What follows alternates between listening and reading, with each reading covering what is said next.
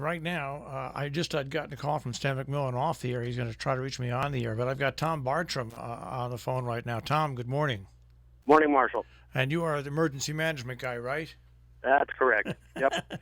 Well, I heard your comment about, trying to find out what the power situation is. I just spoke to the Eversource contact for Sharon, and they're organizing now to do what they call blocked road tour. So in other words, they go and probably a large percentage of our town roads are actually blocked by trees and wires.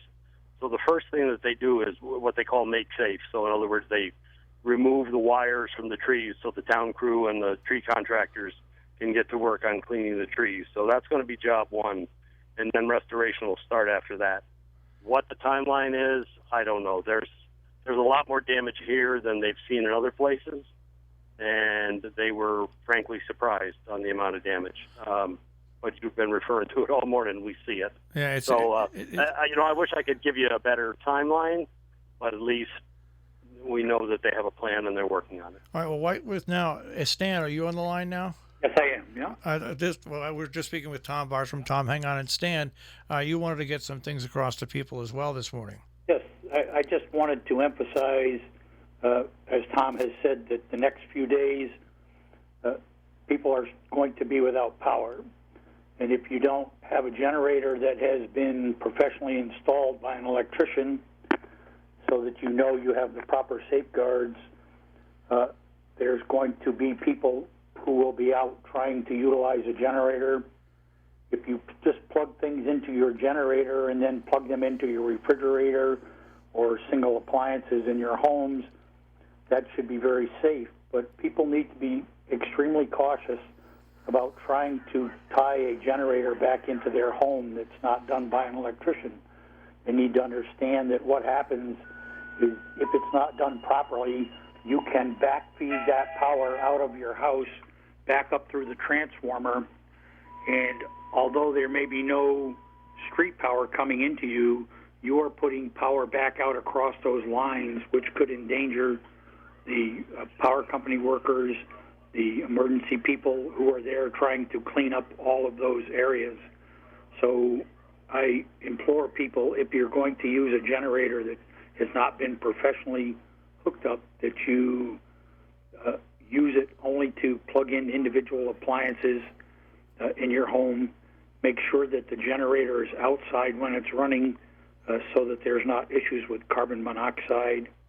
And that when you refuel your generator, you really need to be sure that you shut it off, let it cool for a second, check the oil while it's shut down to make sure that you have oil, refuel it, and then restart it.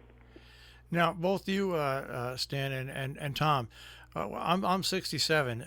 I haven't seen a couple of days with a tornado and a tropical storm like this. Have you ever seen anything like this in Sharon? I don't think so. It's usually wet, heavy snow that puts us in situations like this. But this is 2020, Marshall, as we've all been saying. And I heard your thing earlier this morning about what's next, locusts, and that's about all that's left. Yeah, I would say that people are going to probably hear some strange noises in the next couple of days, in that your town highway crews are probably going to be out with plows on trying to clear some of the debris that is on the road, because the roads are just, in this area, a lot of them are just totally covered with branches and small limbs and debris that are all over the highways. Yeah. Well, once again, Tom and Stan, to everybody at the town crews and to all our emergency responders, thank you, because I know everybody was out there the minute this thing hit yesterday, and we thank you for all the work you guys put in. Okay, thank you, and I'm glad you were able to get on the air. I heard earlier you had some engineering troubles a couple of days ago, and I was going, this is not a time to be down. That's why we had our engineer come out, and we said, we can't be down when a tropical storm is coming, and he came out and got everything situated. And like the old days, you can't kill radio; it's analog. Yeah, exactly. I was cranking my old NOAA weather radio this morning. You can actually just turn a handle and charge the battery, and away you go. It's I took it out and dusted it off. All right, guys, stay safe. Thank you. Thanks a lot, Marshall. Bye-bye. Yep, so long.